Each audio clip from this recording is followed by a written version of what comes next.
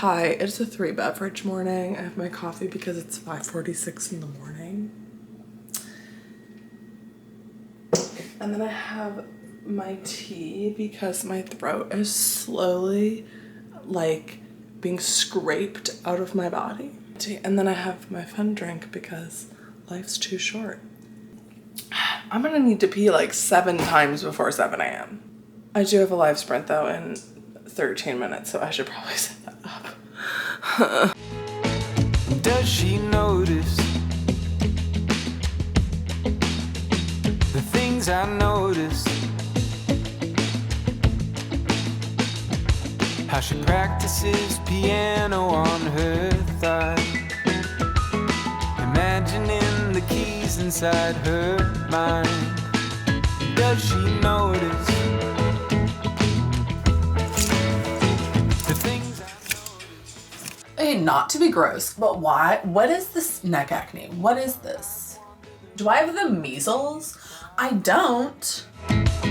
Searching for solutions in the silence, but I'm here, I'm here.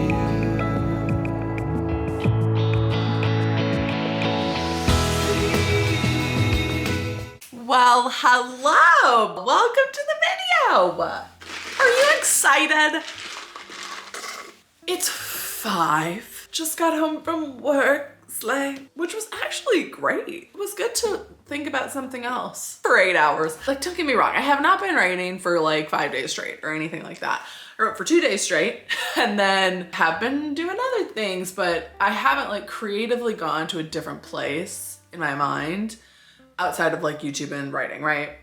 And so it was nice to go somewhere and have to like be creatively somewhere else, which is, you know, like my job is creative as well. So a little bit less like of my own creativity, you know, which was good. So I'm feeling actually very good. I am gonna make, oh you guys, I'm gonna make this mac and cheese. I've been making these mac and cheese. They're called Goodles. I don't know. They're just basically expensive mac and cheese that has like high protein and fiber or something. I don't know. But I'm gonna use some of my homemade protein ranch. I'm such a bro, I'm sorry, I know. It doesn't even show, that's the worst part. It's like a cottage cheese based ranch, and then I have some bacon bits because like my meal prep that I made yesterday, the potatoes did turn out, if you were wondering, is like they're like fries with like, it's like a deconstructed burger sort of, so it's like fries and ground beef and like bacon bits and that ranch sort of thing. Anyway, but I'm thinking like bacon mac and cheese ranch, but all of the items are like sort of relatively good for me. Yeah. I know Briella's gonna be live tonight with Sarah LeBrat, so definitely gonna catch that. I think it's a little bit later, it's like 8 p.m. I'm thinking I'll maybe try to write a little bit before that, maybe edit through some dictation. I don't know. I'm Melissa, I write books. I'm writing an adult thriller called Project Sunshine. We're writing 75,000 words in the month of November. All the good things. I think I'm around the like 32,000 word mark. And actually one thing I'm gonna try to figure out tonight is I'm gonna try out like a dictation software for a little bit and see if it works, because editing through the dictation, you guys, is actually sucking the life out of my entire body. Like, I feel like I keep trying to downplay it. I feel like I keep trying to be like, it's actually totally fun.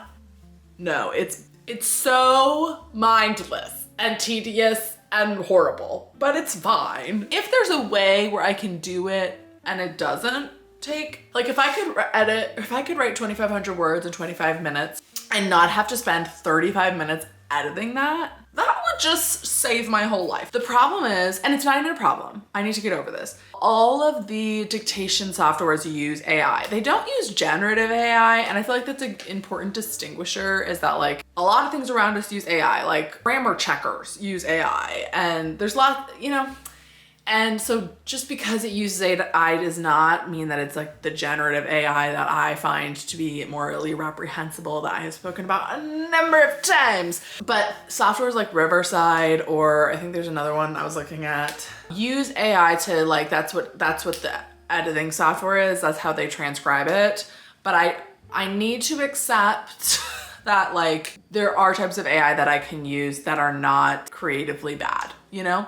I'm not saying I'm 100% gonna use it. I'm just gonna try out Riverside tonight and see if that works, because I also just think with AI, it's kind of dangerous to have like anything that has the word AI in it is bad, because I think generative, yeah, but tools, like actual technology that's not like stealing from other people and recreating it, you know? Like tools that are just like sorting through and deleting periods and like that kind of thing. I'm just gonna kind of try it out and see how I feel about it. I don't really want to pay, but if it's like super extremely helpful, that would be great. The other thing is I don't know how well it will work for fiction, because most of the dictation softwares that I see are more for like interviews, or if you're like in court or something, like they're all more focused in like the corporate world of processing like meetings or presentations or something. And so I don't know how well that's going to translate to fiction, but I think I'm going to, you know, just play around with that a little bit tonight. And for sure join the writing sprints. It's a little bit later than I typically write, because the sprints I think start at 8, so they'll probably go till around 10. But I think I will just like stay up tonight because I'm not live tomorrow morning. I'm gonna kind of make it a moment, get all the vibes for like a cozy night writing session, have some tea, maybe put on some like some eye patches or a face mask or something, depending on what I have, and like have it be like a whole cozy writing night at 8 p.m. But we'll just kind of see where we land, because if I like look through the dictation software and decide that like I want that to work, then I will maybe just get started on dictating then. But I think I'm around 30,000, like 35,000 words at this point. I'm using Pacemaker, which is like a word tracking website to track my words. And it says I need like 2,300 words a day to get to 75,000 by the end of the month. But I know that there's gonna be days where I write like 5,000 words or 10,000 words, you know? Speaking of which, I wanna show you something I did yesterday. So I was really struggling with outlining, because I didn't know exactly what was gonna happen. It wasn't even that. It was like difficult for me to like write the specific scenes that were gonna happen next. So what I did instead was I actually used my calendar, and you really cannot see it, but I used like the month view of the calendar, and I wrote in like, on which days am I gonna get through which points of the plot. But I know what the climax is and the ending, and so I kind of have like, okay, if I spend 4 days or 2 or 3 days on the climax and 1 day on the last scene, and like I just kind of mapped it out based on how much plot I want to get through, which is how I did it last year, and that did work very well. I really am very positive that I'm gonna get through the end of this book, like beginning to end, in this month. I did not last year. Last year it took a couple more weeks after November finished for me to dictate through the whole book.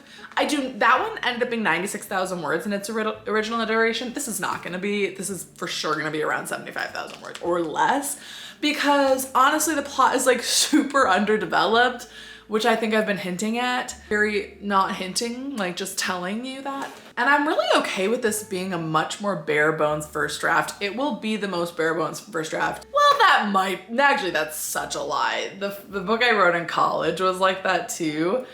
And it actually worries me a little bit, because that book took a lot of structural edits, because it just like it didn't fit a structure, because it didn't know structure. But the difference between that book and this book is like, this one I do have a structure. The problem is I don't really know what's happening still, everyone still. But I think I could, here's the thing though, I think I could write the whole book without knowing what happens.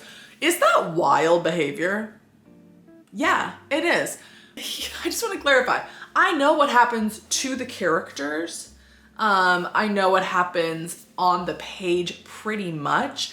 I just don't know like the behind the scenes. You know, like what are the baddies doing? Why are they doing it? And that in itself is not the most important element of this book. It is important, and it does need to make sense eventually. But right now, like I don't feel the need to know what's actually going on, which is maybe, like you can judge me for that if you want, but this first draft really feels like I'm getting the characters where they need to be. And like I could literally write the book, and in this section that's the reveal, I can have my character say like, this is why I've been doing it all along, and never clarify. Like they can just say the sentence, this is what I've, and never reveal what has actually been happening. Because I know generally like, it's so hard to explain this. I'm trying to think of an example that would like make this make sense. trying to think of like a movie that everybody has seen, which is no movie, but like maybe like a fairy tale or something. Like, okay, let's actually take ACOTAR for an example. So if you've not read A Court of Thorns and Roses and you don't want any spoilers, I'm going to spoil the book, okay? I'm going to spoil it, so skip ahead, but I know a lot of you have read ACOTAR. It's like if I didn't know what Amarantha's motivation was. Which, do I even know that now? No. But it's like if I wrote the whole book of ACOTAR and I knew like, okay, this chick named Farah, she's gonna meet this guy in the wood and kill this fairy and go into the land and like meet this weird sexy guy named Reese and this Tamlin and like I know everything that happens there. I know that she's gonna need to save Tamlin and go under the mountain and do all these challenges. Like I know all of that information. I just don't know like in Amarantha's villain speech when she's like, I did this because of the blank, which I don't even know why does she do all of that? Comment down below. The only thing I'm missing is like, what does Amarantha say that she's doing? You know, I know that she kidnapped Rhysand and this whole town of people for 50 years. I know all of this. I just don't know why. You know, does that explain it? I'm so sorry if that's incoherent. That's really the only thing I'm missing. And like, you could, me being Sarah J. Maas, believe me, I could, as Sarah, write that entire book without explaining or knowing why Amarantha specifically did that 50 years ago. But I know that she did do that 50 years ago. And like all that would, like you could write that whole book without knowing that. Almost. You would be missing the part that makes sense. Like you would be missing as the reader, like, wait, why did she do that in the first place? But it's not the end of the world. Like you could write the whole book, a draft of that book without knowing that. Does that make any sense? No. Brielle, let me know if that makes sense because I know you actually read ACOTAR. Or just generally for everyone, it's like if you knew every single thing that happened in the book, but like the villain never gives a villain speech, so you never know why they did it. That's a better way of explaining that. Anyway, back to the calendar. By Saturday, this Saturday I want to be at the midpoint. Next week spend in Act 2 Part 2, and the week after that spend in Act 3. Honestly, I think I might finish before the end of November, which is banana cream pie. It's banana cream pie. Somebody make me a pie. Yeah, that's where we're at. That was not an update. I'm giving myself quite a bit of plot to get through today. I'm thinking probably 5,000 words. I think I can go for 5,000 today. And if this Riverside thing, this dictation app that I'm gonna look into works, and I didn't have to edit dictation, you guys. Because the thing I don't know if it's gonna do is like give me quotation marks, you know? And if it does everything but give me quotation marks, I would still maybe use it, but I'm just gonna kind of vibe it out and see. Okay, I'll see you soon. Let's make some mac and cheese.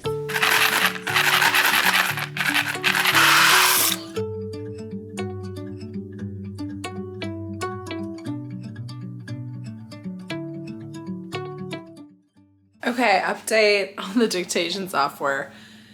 It's all bad. It's not bad. It's just like you can so tell that this is not the purpose that it was made for. You know, like all of these dictation softwares are made for people, for meetings, for work meetings, or like interviews. You know, like none of them are for fiction. So if someone out there has, I don't know, someone that would like to develop an app for dictation for fiction authors, please hit me up or just make it and tell me about it. Or if you know of one, because Dragon Dictation is the only one I haven't tried and it is $700.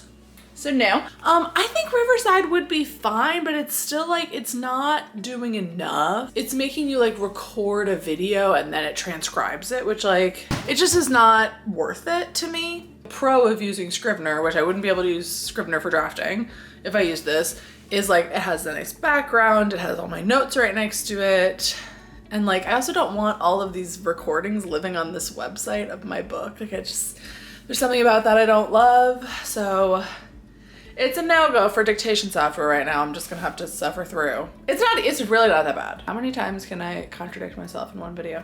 But I'm gonna do a puzzle for like 30 minutes, have a little spa moment, you know, run a bath, get some cozy clothes on and get ready for the live stream. I'm like treating it like it's like this event that I'm gonna go to.